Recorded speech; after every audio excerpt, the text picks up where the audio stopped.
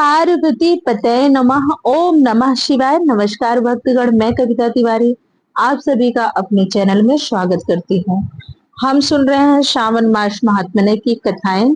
आज श्रावण मास का 5वां दिन है। सबसे पहले हम सुनेंगे भगवान शिव की बहुत ही प्यारी कहानी, उसके बाद सुनेंगे श्रावण मास महात्म्य की कथा। आज की कहानी में हम भगवान गणेश, माता पार्वती और शिव जी की कथा सुनेंगे। शिव पुराण के अनुसार एक बार माता पार्वती ने स्नान से पूर्व शरीर पर हल्दी का उपटन लगाया था। उसके बाद जब उन्होंने उपटन उतारा तो उससे एक पुतला बना दिया और उसमें प्राण डाल दिए। इस तरह भगवान गणेश की उत्पत्ति हुई। इसके बाद माता पार्वती स्नान करने चली गई और गणपति को आदेश दिया कि तुम द्वार पर बैठ जाओ और किसी को भी अंदर मत आने देना। ऐसा कहकर पार्वती जी अंदर नहाने चली गई। जब भगवान शिव वहां आए तो बालक ने उन्हें अंदर जाने से रोका और बोले, अंदर मेरी माँ नहा रही हैं, आप अंदर नहीं जा सकते। शिव जी ने गणेश जी को बहुत समझाया कि पार्वती मेरी पत्नी है, पर गणेश जी नहीं माने। तब शिव जी को बहुत गुस्सा आया और उन्होंने गणेश जी की गर्दन पर अपने त्रिशूल से वार कर दिया और उनकी गर्दन काट दिए। उसके बाद वह अंदर चले गए। जब पार्वती जी ने शिव जी को अंदर देखा तो बोली कि आप अंदर कैसे आ गए? मैं तो बाहर गणेश को बिठा कर आई थी। तब शिव जी ने कहा कि मैंने उसको मार दिया। भगवान शिव के मुख से यह बात सुनकर माता पार्वती जी ने रौद्र रूप धारण कर लिया और कहा कि जब आप मेरे पुत्र को वापस जीवित करेंगे तभी मैं यहाँ से चलूंगी, अन्यथा नहीं। शिव जी ने पार्वती जी को मनाने की बहुत कोशिश की, पर पार्वती जी नहीं माने। सारे देवता एकत्रित हो गए। सभी ने पार्वती जी को मनाया पर वे नहीं मानी। तब शिव जी ने विष्णु भगवान से कहा कि किसी ऐसे बच्चे का सिर लेकर आए जिसकी माँ अपने बच्चे की तरफ पीट करके सो रही हो। विष्णु जी ने तुरंत गरुड़ जी को आदेश दिया कि ऐसे बच्चे के सिर की खोज करके तुरंत उसकी गर्दन लाई जाए। गरुड़ जी बहुत खोजे लेकिन ऐसा कोई बच्चा नहीं मिला। आखिरी में उन्हें एक हथनी मिली जो अपने बच्चे की तरफ पीठ करके सो रही थी। गरुड़ जी ने तुरंत उस बच्चे का सिर काट लिया और शिव जी के पास आ गए। शिव जी ने यह सिर गणेश जी को लगाया और गणेश जी को जीवन दान दिया। साथ ही यह वरदान भी दिया कि आज से कहीं भी कोई भी पूजा होगी उसमें गणेश जी की पूजा सर्वप्रथम होगी। इसलिए हम कोई भी कार्य करते हैं तो उनमें सबसे पहले गणेश जी का पूजन करना चाहिए, अन्यथा पूजा सफल नहीं होती। प्रेम से बोलिए गणेश भगवान की जय, भगवान शंकर की जय, माँ पार्वती की जय। आइए अब सुनते हैं श्रावण मास महात्म्य की कथा। ईश्वर बोले, हे सनत कुमार, करोड़ पार्थिव शिवलिंगों के महात्म्य तथा पुण्य का वर्णन नहीं किया जा सकता। जब मात्र एक शिवलिंग का महात्म्य नहीं कहा जा सकता तो करोड़ लिंगों के विषय में क्या कहना। मनुष्य को चाहिए कि करोड़ शिवलिंग निर्माण असमर्थता में 1 लाख शिवलिंग बनाए या 1000 शिवलिंग या 100 शिवलिंग बनाए। यहाँ तक कि अगर वह भी ना कर सके तो एक शिवलिंग बनाने में भी मेरी खुशी है। वह एक शिवलिंग भी बनाकर खडाक्षर मंत्र से 16 उपचारों द्वारा भक्ति पूर्वक मन से भगवान शिव की पूजा करनी चाहिए। ग्रह यज्ञ के साथ उद्यापन करना चाहिए। उसके बाद होम करना चाहिए और ब्राह्मणों को भोजन कराना चाहिए। हे सनत कुमार, इस अनुष्ठान को करने वाले की अकाल मृत्यु नहीं होती है। यह व्रत बांझपन को दूर करने वाला, सभी विपत्तियों का नाश करने वाला तथा सभी संपत्तियों की वृद्धि करने वाला है। मृत्यु के पश्चात वह मनुष्य कल्प पर्यंत मेरे समीप कैलाश पर वास करता है। जो मनुष्य श्रवण मास में पंचामृत से शिव जी का अभिषेक करता है वह सदा पंचामृत का पान करने वाला, गोधन से संपन्न, अत्यंत मधुर भाषण करने वाला तथा त्रिपुर के शत्रु भगवान शिव को प्रिय होता है। जो इस मास में अनुदान व्रत करने वाला तथा हविष्यान्न ग्रहण करने वाला होता है वह व्रीहि आदि सभी प्रकार के धान्यों का अक्षय निधि स्वरूप हो जाता है।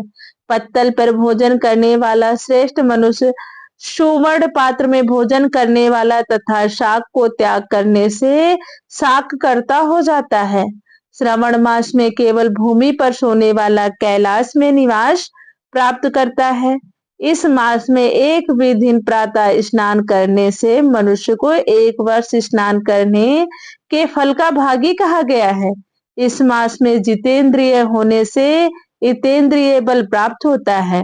इस मास में पाषाण मृत्तिका, मरकत मणि, पिष्ट यानी पीठी धातु, चंदन, नवनीत आदि से निर्मित अथवा अन्य किसी भी शिवलिंग में, साथ ही किसी अन्य अभिभूत न हुए लिंग में श्रेष्ठ पूजा करने वाला मनुष्य सैकड़ों ब्रह्महत्या को भस्म कर डालता है।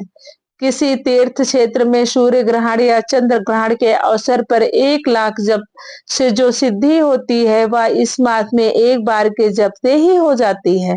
अन्य समय में जो 1000 नमस्कार और पद दक्षिणाएं दी जाती हैं उसका जो फल होता है वह इस मास में एक बार करने से ही प्राप्त हो जाता है। मुझको प्रिय इस श्रावण मास में वेद पारायण करने पर सभी वेद मंत्रों की पूर्ण रूप से सिद्धि हो जाती है। श्रद्धा युक्त होकर इस मास में 1000 बार पुरुष सूक्त का पाठ करना चाहिए अथवा कलयुग में उसका 4 गुना पाठ करना चाहिए अथवा वर्ण संख्या का 100 गुना पाठ करना चाहिए अथवा वह करने में असमर्थ हो तो आलस्यहीन होकर मात्र 100 पाठ करने चाहिए। ऐसा करने वाला मनुष्य ब्रह्महत्या आदि पापों से मुक्त हो जाता है, इसमें कोई संदेह नहीं है। गुरु पत्नी के साथ संसर्ग जन्य पाप के लिए यही महान प्रायश्चित है। इसके समान पुण्यप्रद, पवित्र तथा पापनाशक कुछ भी नहीं है। पुरुष सूक्त के जप के बिना इस मास में एक भी दिन व्यापित नहीं करना चाहिए। जो मनुष्य इस फल को अर्थवाद करता है वह नरकगामी होता है। इस महीने में श्रमिधा, चारु, तिल और घृत से ग्रह यज्ञ होम करना चाहिए। शिव के रूपों की भली भांति ध्यान आदि करके धूप, गंध, पुष्प, नैवेद्य आदि से पूजन करना चाहिए और अपने सामर्थ्य के अनुसार कोटि होम, लक्ष होम तथा 10 सहस्त्र होम करना चाहिए।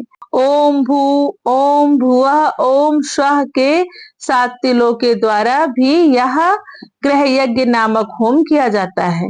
हे सनत कुमार, इसके बाद अब मैं वारों के व्रतों का वर्णन करूंगा, आप सुनिए। हे अनघ, सबसे सर्वप्रथम मैं आपको रविवार का व्रत बताऊंगा। इस संबंध में लोग एक प्राचीन इतिहास को कहते हैं। प्रतिष्ठानपुर में सुकर्मा नाम का एक द्विज था। वह दरिद्र, कृषण तथा भिक्षावृत्ति में लगा रहता था। एक बार वह धन धान्य मांगने के लिए घूमते घूमते नगर में गया। उसने किसी एक गृहस्थ के घर में मिलकर रविवार उत्तम व्रत करती हुई महिलाओं को देखा। तब उसे देखकर वे स्त्रियां परस्पर कहने लगी कि इस पूजा विधि को शीघ्रता पूर्वक छिपा लो। इस पर वह विप्र उन स्त्रियों से बोला, हे श्रेष्ठ स्त्रियों, आप लोग इस व्रत को क्यों छिपा रही हैं? सामान्य चित्त वाले सज्जनों के लिए परामर्श ही स्वार्थ है। मैं दरिद्र तथा दुखी हूँ। इस श्रेष्ठ व्रत को सुनकर मैं भी इसे करूंगा, अतः आप लोग इस व्रत का विधान व फल अवश्य बताएं। स्त्रियां बोली, हे द्विज, इस व्रत को करने में आप उन्माद तथा प्रमाद करेंगे अथवा भूल जाएंगे अथवा इसके प्रति अभक्त या अनास्था रखने लगेंगे, अतः आपको यह व्रत कैसे बताऊं? उस स्त्री की बात सुनकर उसमें जो एक पौढ़ स्त्री थी वह उस ब्राह्मण से व्रत तथा व्रत की विधि बताने लगी। हे ब्राह्मण, श्रावण मास के शुक्ल पक्ष के प्रथम रविवार को मौन होकर उठ करके शीतल जल से स्नान करें। उसके बाद अपना नित्य क्रम संपन्न करने के बाद पान के एक शुभ दल पर रक्त चंदन से सूर्य के समान पूर्ण गोलाकार 12 परिधियों वाला सुंदर मंडल बनाए। उस मंडल में रक्त चंदन से संज्ञा सहित सूर्य का पूजन करें। उसके बाद घुटनों के बल भूमि पर झुककर 12 मंडलों पर अलग अलग रक्त चंदन तथा जपा कुसुम से मिश्रित अर्घ श्रद्धा भक्ति पूर्वक सूर्य को विधिवत प्रदान करें और लाल अक्षत, जपा कुसुम तथा अन्य उपचारों से पूजन करें। इसके बाद मिश्री से युक्त नारिकेल के बीज का नैवेद्य अर्पित करके आदित्य मंत्रों से सूर्य की स्तुति करें और श्रेष्ठ द्वादश मंत्रों से 12 नमस्कार तथा प्रदक्षिणाएं करें। इसके बाद छह तंतुओं से बनाए गए सूर्य में छह ग्रंथियां बनाकर देव सूर्य को अर्पण करके उसे अपने गले में बांधें और पुनः 12 फलों से युक्त वायन ब्राह्मण को प्रदान करें। इस व्रत की विधि को किसी के सामने नहीं सुनाना चाहिए। हे विप्र, इस विधि से व्रत के किए जाने पर धनहीन व्यक्ति धन प्राप्त करता है, पुत्रहीन पुत्र प्राप्त करता है, कोढ़ी कोढ़ से मुक्त हो जाता है, बंधन में पड़ा व्यक्ति बंधन से छूट जाता है, रोगी व्यक्ति रोग से मुक्त हो जाता है। हे विपेंद्र, अधिक कहने से क्या प्रयोजन। साधक जिस जिस अभिष्ट की कामना करता है वह इस व्रत के प्रभाव से उसे मिल जाता है। इस प्रकार श्रवण के 4 रविवारों को कभी कभी 5 रविवारों में इस व्रत को करना चाहिए। इसके बाद व्रत की संपूर्णता के लिए उद्यापन करना चाहिए। हे विपेंद्र, आप भी इसी प्रकार करें, इससे आपकी सभी मनोकामनाओं की सिद्धि हो जाएगी। इसके बाद उन पतिव्रताओं को नमस्कार करके वह ब्राह्मण अपने घर आ गया। उसने जैसा सुना था उसी विधि से उस व्रत को पूर्ण किया और अपनी दोनों पुत्रियों को भी वह विधि सुनाई। उस व्रत को सुनने मात्र से शिव जी के दर्शन तथा उनके पूजन प्रभाव से कन्याएं देवांगनाओं के सदृश हो गई। उसी समय से ब्राह्मण के घर में लक्ष्मी ने प्रवेश किया और अनेक उपायों तथा निमित्तों से धनवान हो गया। एक दिन उस नगर के राजा ने ब्राह्मण के घर से होकर राजमार्ग से जाते हुए उन ब्राह्मण कन्याओं को देखा। उन्हें देखकर राजा मोहित हो गए और क्षण भर के लिए वहीं खड़े हो गए। ब्राह्मण को शीघ्र बुलाकर उन्होंने दोनों कन्याओं को मांग लिया। तब उस ब्राह्मण ने हर्षित होकर दोनों कन्याएं राजा को प्रदान कर दी। उस राजा को पति रूप में प्राप्त करके वे कन्याएं भी प्रसन्न हो गई।